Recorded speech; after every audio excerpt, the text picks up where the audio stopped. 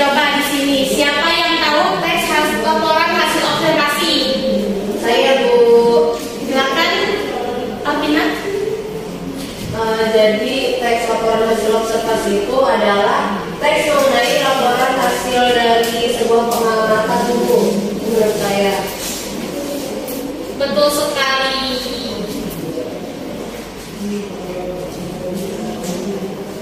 Betul sekali. Teks laporan hasil observasi merupakan teks mengenai laporan hasil pengamatan yang berfungsi untuk memberikan informasi tentang suatu objek atau situasi setelah diadakannya investigasi atau penelitian secara sistematis.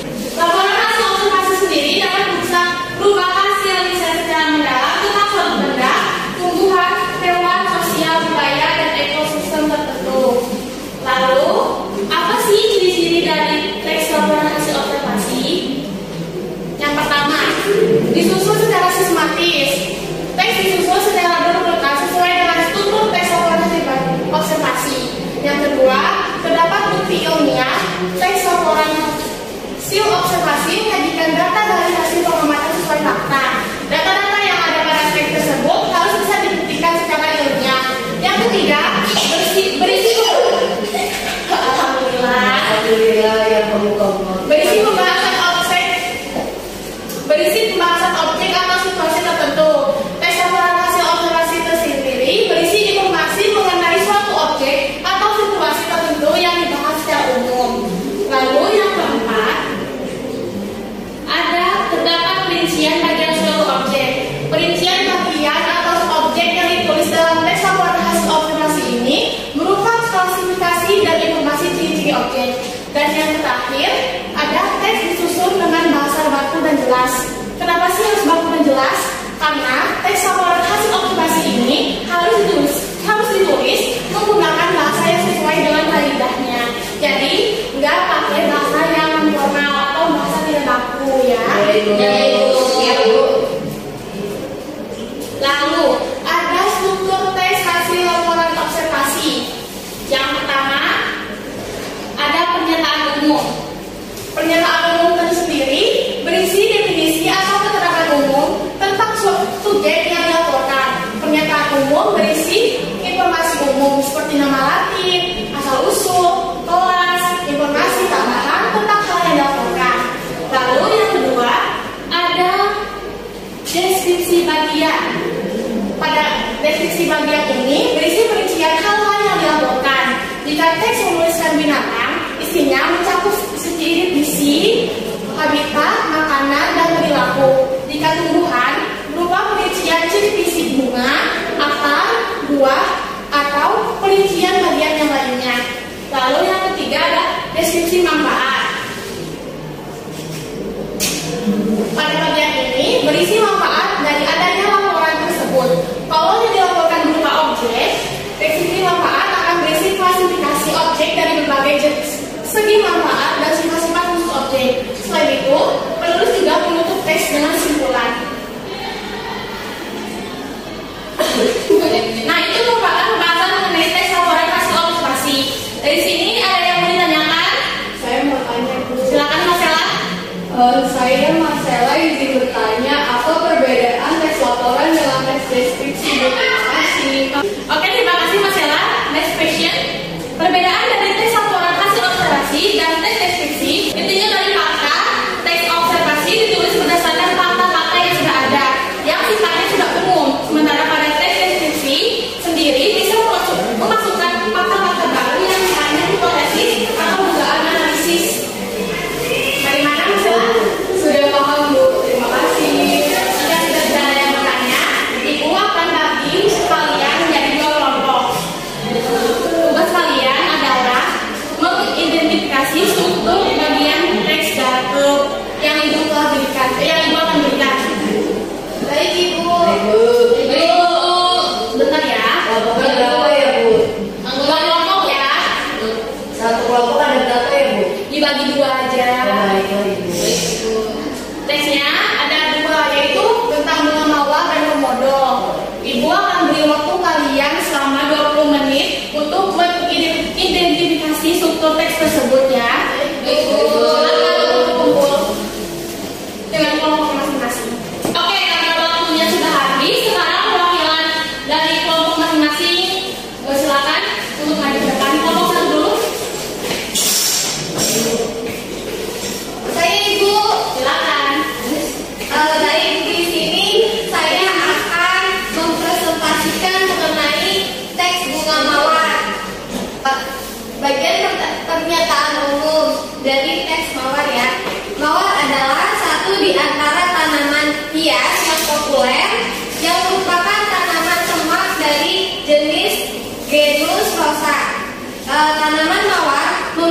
memiliki tinggi 2-5 meter dan ada lebih dari 100 spesies. Batang mawar berduri tajam, licin, dan halus serta bentuk daun yang menyirip dengan panjang sekitar 5 sampai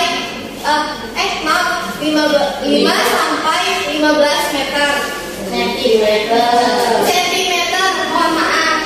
Ada berbagai macam warna bunga mawar seperti warna merah muda, merah, kuning, putih, biru, bahkan hitam.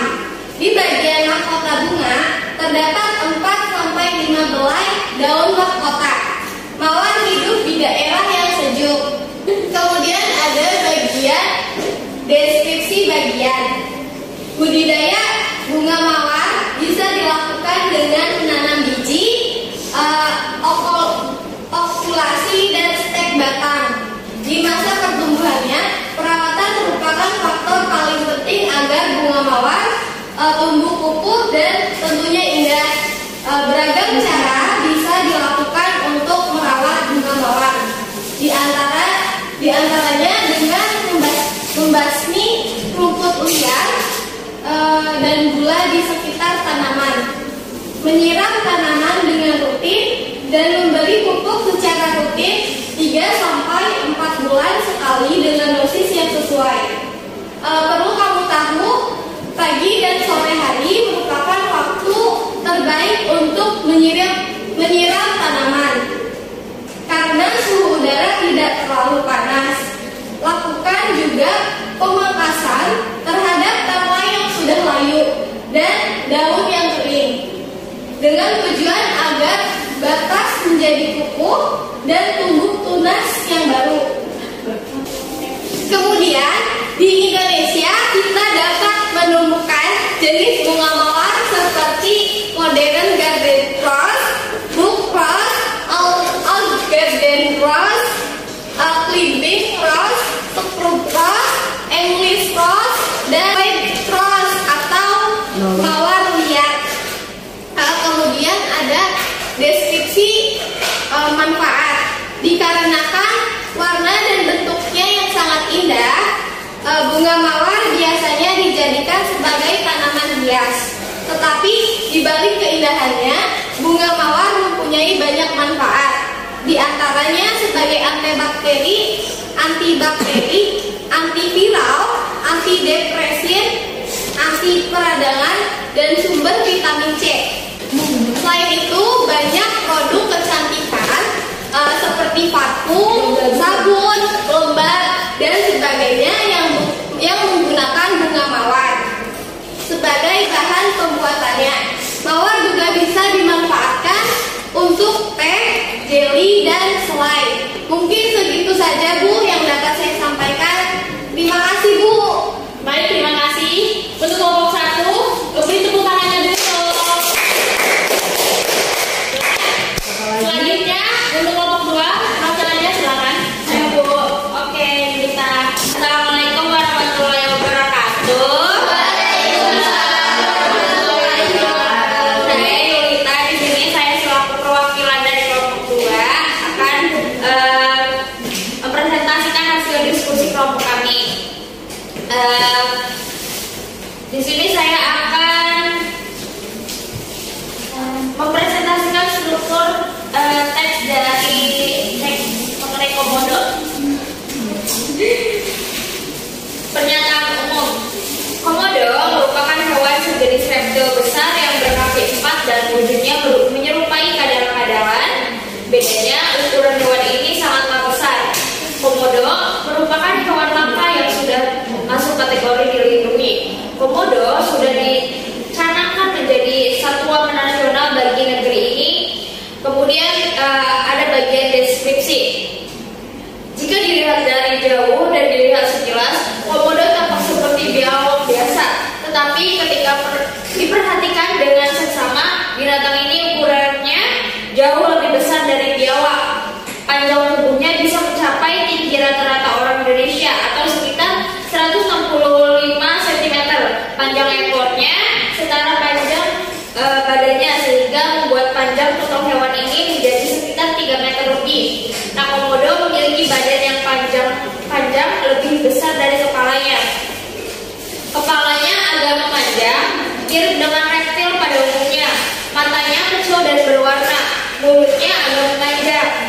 banyak menyelimuti rahang di sekujur rahangnya. Gigi komodo cukup panjang dan sangat tajam. Lidahnya yang berwarna kuning sering menjulur keluar dan bercabang pada tepiannya. Kulitnya bersisik dan tampak keras, namun memiliki pola yang indah. Warna kulitnya coklat kehitam-hitaman dengan sedikit bias kuning keemasan. Pada bagian leher terdapat lipatan-lipatan kulitnya yang bersisik. Lipatan tersebut ditemukan pula di bagian ketiak depan dan lipatan paha bagian belakang. Bagian punggung ekornya bersisik menyerupai gergaji dengan arah miring ke belakang. Cakar komodo sangatlah tajam dan menukik. Bentuknya mirip cakar burung elang. Warnanya hitam legam dan biasa digunakan untuk bertarung melawan mangsanya. Kemudian ada deskripsi manfaat. Nah, binatang ini boleh dibilang hewan yang menyeramkan, namun memiliki sisik yang indah dan bertubuh kekar dan gagah. Komodo merupakan satu di antara satwa nasional yang harus dipertahankan sebagai salah satu bukti nyata kekayaan negara ini. Itu saja Bu hasil diskusi dari kelompok 2. Terima kasih pada Ibu. Tepuk tangan dulu dong.